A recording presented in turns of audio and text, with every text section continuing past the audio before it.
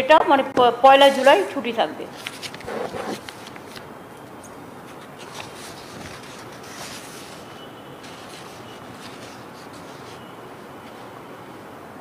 জুলাই পর্যন্ত আমাদের যে রেস্ট্রিকশনগুলো ছিল, বাধ্যবাধকতা বিভিন্ন রাজ্যের বিভিন্ন ব্যাপারে কোভিডের জন্য, কোভিড মহামারীর জন্য, সেটা 15 জুলাই পর্যন্ত এক্সটেন্ড করা হচ্ছে।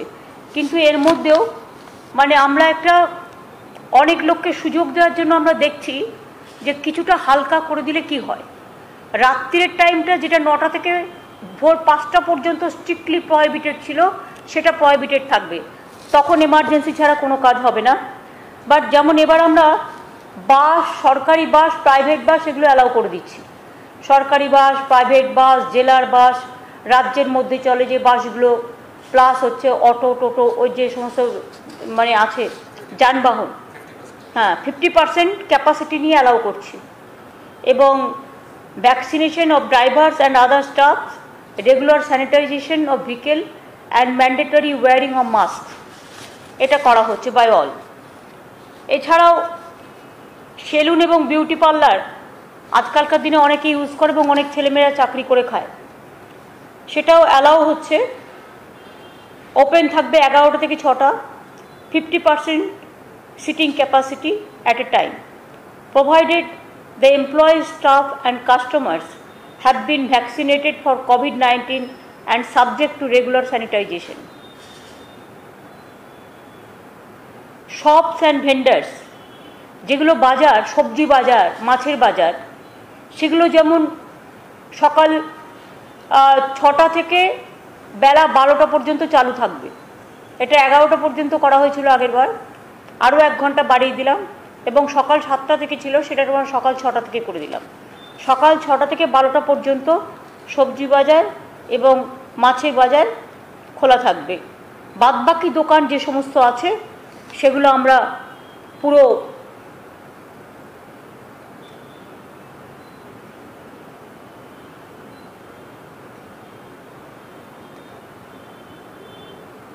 বাদবাকি সব দোকান আমরা 11টা থেকে 8টা পর্যন্ত করে দিয়েছি। 11টা থেকে 8টা সব দোকান খুলে দেওয়ার ব্যবস্থা করা হয়েছে। এইগুলোই কনসিডার করা হয়েছে। জিমটাও আমরা কনসিডার করেছি 50%, তাই তো? জিমটা ভুলে গেছো, 50% কনসিডার করা হয়েছে, যেটা 6টা থেকে 10টা আর 4টে থেকে 8টা। এটা হচ্ছে জিমে অনেকে যায়, জিমে তারাও 50% ক্যাপাসিটি নিয়ে এবং সমস্ত স্যানিটাইজেশন, মাস্ক পরে, এগুলো পরে করতে হবে। কারণ আমরা একটু টেস্টও করতে চাই। কারণ আপনারা জানেন কোভিড সিচুয়েশন, যখন ইলেকশন লাস্ট ডেট ছিল 8 ফেজে, তখন এটা 33% হয়ে গেছিল। যেদিন ফার্স্ট ডে অফ ইলেকশন ছিল বেঙ্গলে, ফার্স্ট ফেজ, সেদিন 3% ছিল, 2% ছিল। কিন্তু আমরা বারবার বলেছিলাম ক্লাব করে ইলেকশনটা করো। সেটা না শোনার ফলে এইটা বাড়তে বাড়তে বাড়তে বাড়তে 8 ফেজে 3.3% হয়ে গিয়েছিল, 33% হয়ে গিয়েছিল। এখন এটা আমরা 3.3%-এ নামিয়ে নিয়ে এসেছি। যদি আপনারা জানেন যে বাংলা খুব কনজেস্টেড এরিয়া, আমাদের 10 crores-এর ওপর পপুলেশন। অনেক রাজ্য আছে পপুলেশন খুব কম, ছোট রাজ্য। আমাদের রাজ্য কিন্তু বড় রাজ্য। এবং আমাদের ডিসচার্জ রেটও এখানে 97.36% হয়ে গেছে। এটা আমাদের হেলথে সকলে কাজ করেছে। আমার অনেক অনেক কনগ্রাচুলেশন তাদের সকলকে, কোভিড ওয়ারিয়ারদের। এবং যেটা ডেলি নাম্বার অফ কেসেস ছিল 22,000-এর মতো, 22,000 প্লাস, সেটা কমে এখন 1,800-তে এসছে সারা রাজ্যে।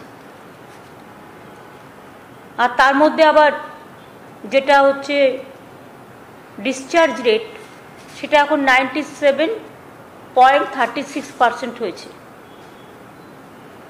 কোভিড-19-এর ভ্যাকসিনেশন 2.12 কোটি লোককে ইতিমধ্যেই দেওয়া হয়েছে। বিশেষ করে 40 লক্ষ পাবলিকের মধ্যে যারা সুপার স্প্রেডার ক্যাটাগরি, তাদেরও দেওয়া হয়েছে। যেমন গাড়ির ড্রাইভার থেকে শুরু করে ডোমেস্টিক কাজের হেল্প থেকে শুরু করে একেবারে কেবলে যারা কাজ করে থেকে শুরু করে প্রিন্টে যারা কাজ করে থেকে শুরু করে চাষি থেকে শুরু করে ওয়্যার হাউসিংয়ে কাজ করে, তারপরে কিষাণ মান্ডিতে কাজ করে, বাসের ড্রাইভার, অটোর ড্রাইভার, ট্যাক্সির ড্রাইভার, এদের সব দেওয়া হয়েছে। 2,12,00,000 ইতিমধ্যে আমাদের দেওয়া হয়ে গেছে। কিন্তু রেস্ট্রিকশন যেটা সেটা থাকবে, কারণ অনেকেই আমি এখনও দেখছি মাস্ক পরছেন না। ফিজিক্যালি ডিস্ট্যান্সিং এবং মাস্ক পরাটা এটা বাধ্যতামূলক করতে হবে, তার কারণ যাতে থার্ড ওয়েভ আমাদের এখানে এসে ক্ষতি না করতে পারে, এটা দেখে নিতে হবে। আর আমি আপনাদের আগেই বলেছি যে রিটেল শপ টপ এগুলো সব খোলা থাকবে 11 থেকে 8টা, খাবার দোকান থেকে শুরু করে সব।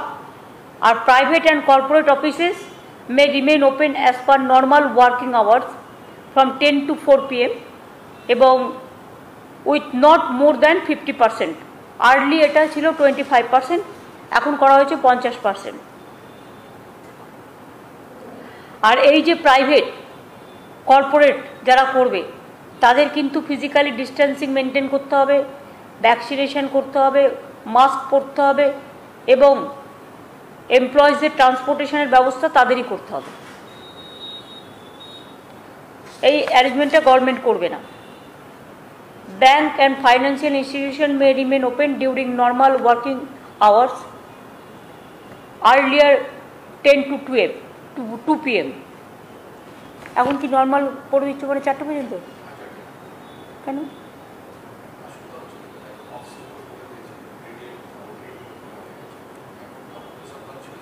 কিন্তু ওরা চাইছিল না এতটা।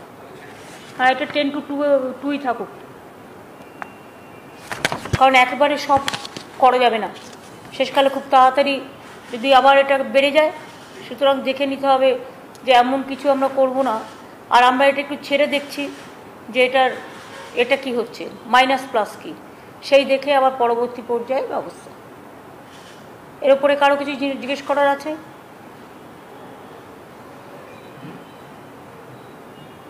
দিদি, আপনি বাস, অটো ইত্যাদি চালানোর কথা বললেন, কিন্তু ট্রেন কি চলবে না? ট্রেনটা যেমন দিদির সাথে কে বলছেন? আপনি কে বলছেন? কোন চ্যানেল থেকে বলছেন? আমি সঞ্জু সুর বলছি, R+D। ট্রেনের কথা কি আমি আলোচনা করেছি? যখন আলোচনা করিনি তখন আলোচনা থেকে বাদ। এখন ওই পরিস্থিতি হয়নি।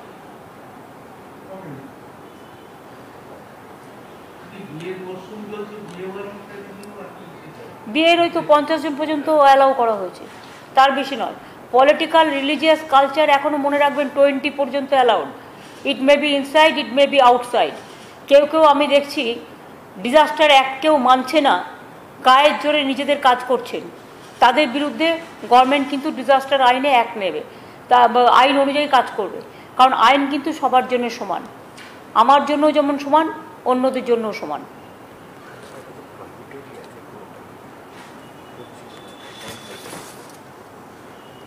কারণ আপনারা যদি দেখেন লক্ষ্য করে, এই যে আমাদের যে নবান্নর যে অর্ডারটা, নোটিফিকেশনটা, ডেট মানে 14/6/2021 বেরিয়েছিল, তাতে কিন্তু পরিষ্কার লেখা আছে all social, political, cultural, academic, entertainment related gatherings, groupings and congregations shall continue to be prohibited. যার জন্য তৃণমূল কংগ্রেস অফিসে আমার বড় মিটিং ক্যান্সেল করে দিয়ে আমাকে 20 জনকে নিয়ে মিটিং করতে হয়েছিল। কিন্তু আমি এখন দেখতে পাচ্ছি কোনো একটা পলিটিক্যাল পার্টি তারা যেখানে ইচ্ছে ঢুকে যাচ্ছে এবং গাদা গাদা লোক নিয়ে ঢুকে যাচ্ছে, ডিজাস্টার আইন মানছে না। যারা মানবে না তাদের বিরুদ্ধে ডিজাস্টার আইন অনুযায়ী ব্যবস্থা নেওয়া হবে। দিদি, পলিটিক্যাল পার্টির কথা বললেন, 21শে জুলাই কি কোনো ভাবনা চিন্তা আছে? কারণ এখানে তো অনেক মানুষের আবেগ জড়িত। 21শে জুলাই আমরা এখনো ভাবিনি, আমরা ভেবে বলে দেবো। যেহেতু লকডাউন চলছে এবং 15ই পর্যন্ত তো আরও এক্সটেনশন হলো, সেজন্য পরে 6টা দিন আমরা হাতে পাবো, তাই ওটা ভেবে বলে দেবো। দিদি, একটা বিষয়, দেবাঞ্জন দেব এই ইস্যুতে কিছু বলবেন? কারণ এই বিষয়টি নিয়ে বিভিন্ন রকম অভিযোগ উঠছে। না না, বলে কি তাকে জনপ্রিয় করার দরকার আছে? বলে কি তার নামটা বারবার বলছেন কেন? যে চোর হয়, ডাকাত হয়, প্রতারক হয়, তাদের নামে পাবলিসিটি করতে নেই, প্রতারক হিসেবে বলবেন। তাহলে আমি বলবো যে এই প্রতারক যে ধরা পড়েছে তার এত বড় সাহস, ঔদ্ধত্য, অহংকার, যে সে সমস্ত নকল করে, চিট করে। এটা তো সরকারের নয়, সরকারের ব্যাপারে কোনো ভূমিকা নেই, কারণ এটা সরকার করেনি। মানুষকে কখনো কখনো বুঝতে হবে। অনেকে আছে এসে বলে এই চিট ফান্ডে টাকা রাখুন, মানুষ, সাধারণ মানুষ, সহজ সরল মানুষ রেখে দেয়, ফলে কিন্তু টাকাটা ফেরত পায় না, চিটার পালিয়ে যায় চিট করে। এরকম কিছু কিছু লোক আছে দেখতে সুন্দর এবং তারা সেজে গুজে টিপটাপ থাকে এবং তারা প্রতারণা করে বেড়ায়। কখনো চিফ মিনিস্টারের সই নকল করে, কখনো প্রধানমন্ত্রীর সই নকল করে, কখনো গভর্নমেন্টের সই নকল করে।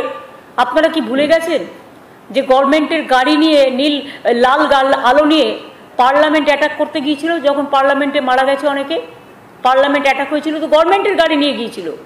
সুতরাং যারা এইসব কাজগুলো করে এদের আমি মানুষ বলে মনে করি না, অমানুষ বলেও মনে করি না। এদের এই সমাজে থাকার যুক্তিযুক্ততা নিয়ে আমার, যদি কাউকে বড় টেরোরিস্ট বলা যায়, মানুষের জীবন নিয়ে যারা খেলে, এরা টেরোরিস্টদের থেকেও ভয়ঙ্কর। এবং তাদের বিরুদ্ধে কানে আসার সাথে সাথে আমরা স্ট্রং অ্যাকশন নিয়েছি, সিট তৈরি করা হয়েছে। এবং আমি নিজে পুলিশ কমিশনারকে 3-4 বার কথা বলেছি এই ব্যাপারে কোনো এক্সকিউজ করা যাবে না। স্টেট তার অডাসিটি কতটা, তার অহংকার কতটা, আর যারা তাকে সাহায্য করেছে সে যেই হোক, A to Z, কাউকে কোনো কম্প্রোমাইজ করা যাবে না। Will take all strong action. Police already start করেছে। তিনি যাকে যাকে এইসব ইঞ্জেকশন পুশ করেছিলেন তাদের নামও জোগাড় করা হয়েছে এবং তাদের পুরো স্বাস্থ্য ডিপার্টমেন্ট একটা এক্সপার্টস টিম করেছে। স্বাস্থ্য ডিপার্টমেন্ট তাদের প্রত্যেকের শরীরের দিকে নজর রাখছে। যেখান থেকে বলছি ভ্যাকসিন কিনেছিল সেই জায়গাটাও রেড করা হয়েছে, সেখানে এখন পাওয়া যাচ্ছে না। এবং আমরা নজর রাখছি পেশেন্টগুলোর ওপর, এবং সেই পেশেন্টদের আবার ভ্যাকসিন দেওয়া যায় কিনা সেটা এক্সপার্টস কমিটি ঠিক করবে, দেখে নিই। আর মিমির শরীর অসুস্থ, এটা নিয়ে আপনারা যেমন চিন্তিত, আমরাও চিন্তিত। আমি নিজেও কথা বলেছি ওর সাথে। ওর একটা গল ব্লাডারের প্রবলেমও আছে, যার জন্য অসুস্থটাও হয়েছিল। এবং আমি এখনো বলি যে আমার ধিক্কার জানানোর ভাষা নেই। আমি সবাইকে বলবো এই ধরনের চিটারদের কাছ থেকে দূরে থাকুন। আর এই ধরনের চিটাররা রাস্তায়, ধরুন আমরা যাচ্ছি একটা লোকের বাড়িতে, সামনে দাঁড়িয়ে একটা ছবি তুলে নিল, তার মানে এটা নয় যে আমার সাথে তার জানাশোনা আছে। ধরুন আমি এয়ারপোর্টে যাচ্ছি, একটা সেলফি আমি অনেক সময় অ্যালাউ করি না। কেন অ্যালাউ করি না জানেন তো? এই কারণে, আমরা এয়ারপোর্টে বসছি প্লেনে, দূর থেকে বসে ফটোশপ করে ছবি তুলছে। ছবি দেখিয়ে কোনো কিছু হবে না, এটা আপনাদের সিদ্ধান্ত নিতে হবে। এবং ফটোশপ করেও কোনো লাভ নেই। ছবি যে কেউ, যারা এই প্রতারণা করে, সব পার্টির সাথে একটা করে ছবি তুলে রেখে দেয় এবং ছবি তুলে কাজে লাগানো আমি চিনি, এটা প্রচার করা তাদের কাজ। এরা হচ্ছে ঠকবাজ। এরকম ঠকবাজ সমাজে এখনও আছে, তাদের দিকে কড়া নজর রাখতে হবে।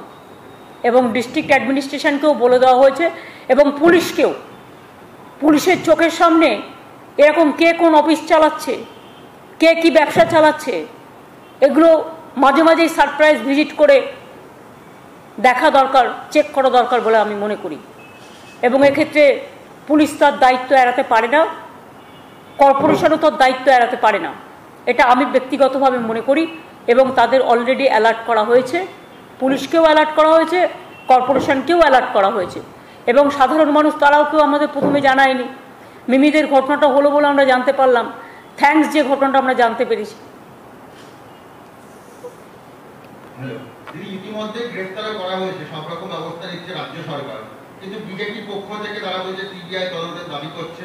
পাশাপাশি কিছু না জানিয়ে বিজেপির কিছু বিধায়ক তারা স্বাস্থ্য ভবনে পৌঁছে গেলেন এবং পরবর্তী সময় ধরুন আমি একটা কথা বলি, শুনুন, ওদের কাজ হচ্ছে ইডি আর সিবিআই। তাই যদি তদন্ত করতে হয় তাহলে প্রথম তদন্ত করতে হয় সিবিআইকে। কোভিডে যারা মারা গেল তাদের গঙ্গার জলে ভাসিয়ে দিয়ে তাদের কোনো হিসেব নেই। গুজরাটের পার্টি অফিস থেকে, বিজেপির পার্টি অফিস থেকে কোভিড ভ্যাকসিন দেওয়া হয়েছিল, কে দিয়েছে পারমিশন? আগে নিজেদেরগুলো সিবিআই এনকোয়ারি করুক। রাম মন্দির নিয়ে শিবসেনা যে কমপ্লেন করেছে, যে টাকা নিয়ে তছনছ করেছে ল্যান্ড নিয়ে, আগে সেগুলো নিয়ে সিবিআই করুক। বিজেপির মুখে এসব কথা বলার শোভা পায় না, তার কারণ এই ক্ষেত্রে যারা প্রতারক তারা বিজেপির কাছ থেকেও ইন্ধন পায় এবং পেয়েছে। বিজেপির অনেক প্রতারককে আমরা ধরেছি এবং এখনও খুঁজলে অনেক পাবেন, অধিকাংশই প্রতারক। দিদি, এই ন্যাশনাল হিউম্যান রাইটস কমিশন তারা কলকাতা রয়েছে, আমি জানি যে আপনি নির্দেশ দিয়েছিলেন, প্রশাসন কঠোরভাবে মোকাবিলা করেছে, তার সত্ত্বেও কিন্তু আজকেও তারা অনেক মানুষের সঙ্গে দেখা করেছে, সিআরপিএফ মেসে সেক্টর 5-এ তারা দেখা করেছে। এই বিষয় নিয়ে কিছু বলবেন? আমার বলার নেই এই কারণে, কারণ আপনারা সাংবাদিকরা বাংলার সবাই আছেন, ইভেন ন্যাশনাল প্রেসও যারা আছেন তারাও বাংলায় আছেন। আপনারা বলুন তো, ইলেকশনের পরে কোনো ঘটনা ঘটেছে? ঘটনা ঘটলে তো আমাদের চোখের সামনে সেটা আসতো, আর কোথাও একটা ছোট্ট ঘটনা ঘটলো আমরা সঙ্গে সঙ্গে স্ট্রংলি হ্যান্ডেল করি। কী এমন ঘটনা ঘটেছে?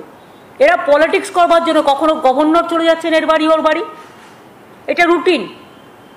কখনো হিউম্যান রাইটসকে ডেকে নিয়ে এসে পাঠিয়ে দিচ্ছে। এবং সবচেয়ে বড় কথা হচ্ছে, বিজেপির যে লোকেরা আজকে নিয়ে গেছিল তাদের মধ্যে অনেককেই টোটাল সাজিয়ে নিয়ে যাওয়া হয়েছে বলে আমাদের কাছে খবর আছে। আর এবং বিজেপি পার্টির লোকেরা নিয়ে গেছে তাদের। দু একটা কেস থাকতেই পারে, বাদ বাকি সব কেস বিজেপির সাজানো। এবং যখন ডিজাস্টার অ্যাক্টে 20 জনের বেশি অ্যালাউড নয়, তখন বিজেপির লোকেরা গাড়ি ভাড়া করে, 407 ভাড়া করে, বাস ভাড়া করে কি করে নিয়ে গিয়ে ওই অ্যাসেম্বল করে? কি করে করে? ডিজাস্টার রুল তাদের জন্য কাজ করবে না? ডিজাস্টার ল তো কাজ করবে।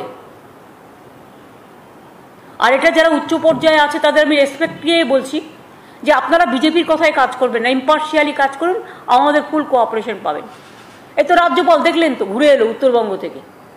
কি করতে গেছিলেন? কত লোককে নিয়ে গেছিলেন? আরও আজকে আবার নতুন টিম গেছে উনি চলে আসার পর, কারণ সেখানে আরেকজনকে রেখে দেওয়া হয়েছে। কাদের সাথে মিট করেছেন? বিজেপির এমপি, বিজেপির এমএলএ, বিজেপির ব্লক সভাপতি। এবং কেন তিনি হঠাৎ করে উত্তরবঙ্গ সফরটা বেছে নিলেন? উত্তরবঙ্গকে ভিন্ন ভিন্ন ছিন্ন ছিন্ন করার খেলায় মত্ত হতে। এবং আমি এটাও জানি, আমাকে কেউ কেউ বলেছে, তাদের বলা হয়েছে আন্দোলন গড়ে তোলো। এটা রাজ্যপালের কাজ নয়। আমি সরি, কতকগুলো কর্তব্য, কতকগুলো ভূমিকা থাকা উচিত। আমি এরকম রাজ্যপাল আগে কখনো দেখিনি। তবুও কনস্টিটিউশন, যতদিন থাকবেন দেখা করব, যতদিন থাকবেন কথা বলবো, এটা আমার কাটসি। তবে ওনাকে যাতে সরিয়ে নেওয়া হয় এর জন্য আমি 3টে চিঠি লিখেছি। এটা কেন্দ্রীয় সরকারের ভেবে দেখা উচিত, জেদি না করে। হ্যাঁ বলুন।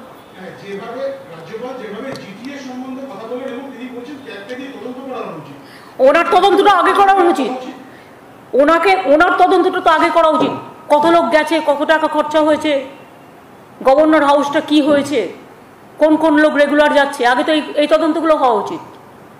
জিটিএ তো অলরেডি আমাদের ফাইন্যান্সিয়াল ইন্টারনাল অডিট তো তদন্ত করেছে।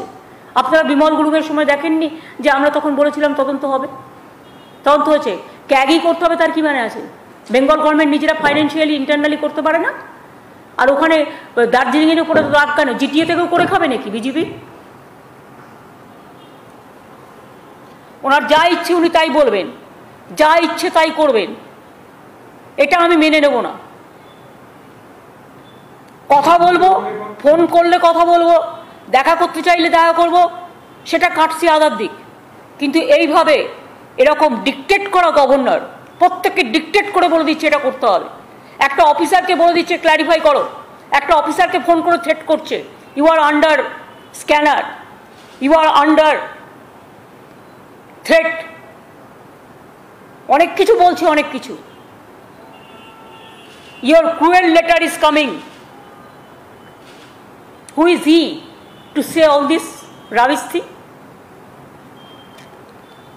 আমি সরি, আমি এতদিন একটি কথাও বলিনি, কিন্তু আমি বলতে বাধ্য হলাম। मैम एक सवाल था, जब उत्तर बंगाल से ये सेपरेट स्टेट की डिमांड उठ रही थी और जो एमपी से डिमांड उठा रहे थे, गवर्नर ने उनसे भी मुलाकात की है इस विजिट के दौरान। इसको आप किस तरीके से देखते हैं? गवर्नर जानबूझ के उत्तर बंग को डिस्टर्ब करने के लिए, वो शांति में है, डिस्टर्ब करने के लिए वो लोग जो डिवाइड एंड रूल पॉलिसी विश्वास करते हैं उसको बुला के बात किया है। उन्होंने किसका किसका साथ मिला, अगर आप लिस्ट देखें तो ये आपका पास साबुत हो जाएगा। बहुत सारे लोगों को लेके उन्होंने गया है, पूरा टीम लेके। अभी भी वो टीम, अभी भी नया टीम गया है, और उन्होंने जिसका जिसका साथ मिला है खाली बीजेपी का सबका साथ, और जो जो ये सब ग्रुप है ये सब ग्रुप का साथ मिला है, और बोलता है आप लोग आंदोलन छेड़ो। क्यों आंदोलन चलेगा? गवर्नर का काम है ऐसा करना।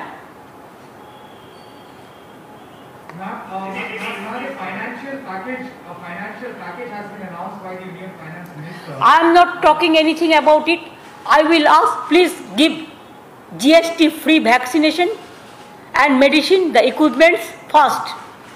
And number 2, vaccination should be for all, universal. First give the vaccination. Then they say something, but they never implement it. That's why I don't comments about their situation. Ma'am, when everyone was asking for relief, they are giving credit. 1.1 lakh crore credit they are offering. It's not a relief package. They are calling it a relief package, but more it's like a credit. People can borrow it, but people also have to return it. It's not a relief. That's why instead of giving the discredit, instead of giving the credit to the people, they are giving credit for discredit. दीदी, governor जब गए थे तो सुनने में आ रहा है 40 से 50 लोग गए थे, 15 से 20 गाड़ियां गई थी, वो भी सरकारी खर्चे थे। इस पर कुछ कहेंगे?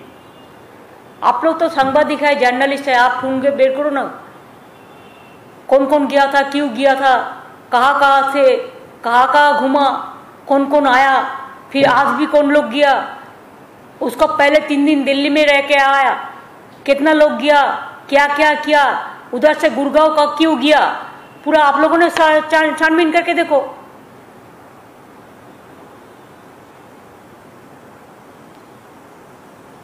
Now, will you make any fresh appeal for the removal of the governor? You have written 3 letters in the past. I have already said, and you know why a man, somebody sent me, because he was the reporter at that time, the journalist, जो UP का case में जिसको खिलाफ में FIR कर दिया, they send me the details. एक governor का नाम हावला जॉइन केस में भी था, but they have gone to court, cleared it from the court, but again the PIL is been there and it is not finalized. The clear pending is that PIL is pending there. What do you want to know more? What do you want to more know? No. So do you think we will write? He is a corrupted man. He is a corrupted man. I am sorry to say. All corruption oriented man. Why central government will allow a governor like this? Hawala joint case में अगर governor का central government का पास पता नहीं है तो मैं कह देती हूँ, आप चार्जशीट निकालिए, वो चार्जशीट में उनका नाम था कि नहीं था। पहले आप कोर्ट को मैनेज किया, उसका बाद फिर कोर्ट केस हुआ, वो कोर्ट केस अभी तक फैसला नहीं हुआ। মারাত্মক অভিযোগ, মানে হাওড়া জয়েন্ট কেস ওনার নাম রয়েছে। হাওড়া জয়েন্ট কেস 96 সালে। হ্যাঁ, তারপর আচ্ছা চার্জশিটে নাম ছিল, উনি চার্জশিটেড হয়েছিলেন, তারপরে কোর্টে গিয়ে ওরা কোর্ট থেকে ক্লিয়ার করে, ক্লিয়ার করবার পরে আবার রিট পিটিশন হয়, PIL বা রিট পিটিশন কিছু হয়, এবং সেটা এখনো পর্যন্ত পড়ে আছে কোর্টে। পলিটিক্যাল মোটিভেশন দিয়ে করছেন, রাজভবনটা কি বিজেপির অফিস হয়ে যাবে দিদি? আমার থেকে আপনারা ভালো বলতে পারেন, আপনারা তো এতদিন ধরে ওয়াচ করছেন, আমি তো অনেক সহ্য করে ওসব কথা বলিনি। আমরা কি খাবো সেটা উনি ঠিক করবেন, আমরা কি করব সেটা উনি ঠিক করবেন, কোন অফিসার কোথায় যাবে সেটা উনি ঠিক করবেন। উনি নিজেকে কি ভাবছেন? এখানে একটা ইলেক্টেড গভর্নমেন্ট 2 মাস আগে ম্যান্ডেট নিয়ে এসছে, এত ম্যান্ডেট নিয়ে আসার পরেও উনি ডিক্টেট করবেন কেন? সবাইকে ডিক্টেট করেন, আমি নাম বলছি না, অনেক হায়ার অথরিটি থেকে শুরু করে লোয়ার অথরিটি পর্যন্ত সবাইকে ডিক্টেট করেন। হু is he? He is merely a governor, nothing else. Is it the way how central government is functioning? Why they will disturb the state like this? Somewhere they are sending governor, somewhere they are sending National Human Rights Commission, somewhere they are sending Tribal Commission, Minority Commission, this and that, later, what not. Even pandemic situation also they cannot afford. Why they are not taking action against UP Chief Minister, where hundreds of dead bodies are lying with the Ganges? It's a big crime. There is no number, no record. Why they are only obstructing Bengal and abusing and accusing Bengal? What Bengal have done the wrong thing? What for?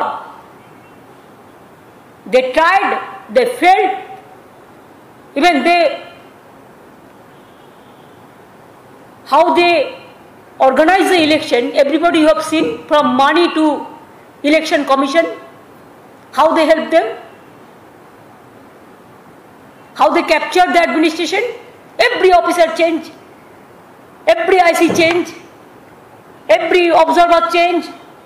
It is just like a party-oriented one election. I have never seen like this. It is not the democracy. We fought against the autocrats. But after that, when we won the election, they should have digested it. They should have tolerated it. They should have accepted the public verdict. Instead of that, every day they are calling the governor and giving the information. They are sending the ED and they are sending the CBI and they are sending the I know what not to disturb only our people. Why? Can they manage India? How many countries they ban India? Not allowing because of COVID? Don't you think it is a matter of shame for the country? We feel proud for our country and we feel embarrassed when we are totally banned from the outside. What they are doing? Except the election and to capture the election and rigging and sometimes to fight, to play the dirty game through this social network. The fake report, the fake report.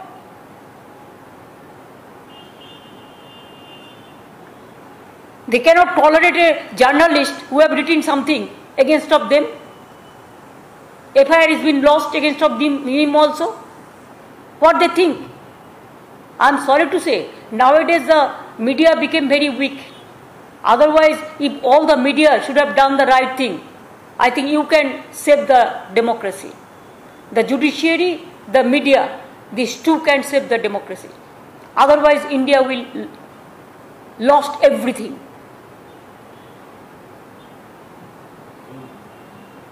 I am worried for my country. আমরা অনেক বলে দিয়েছি, আজকে আর নয়।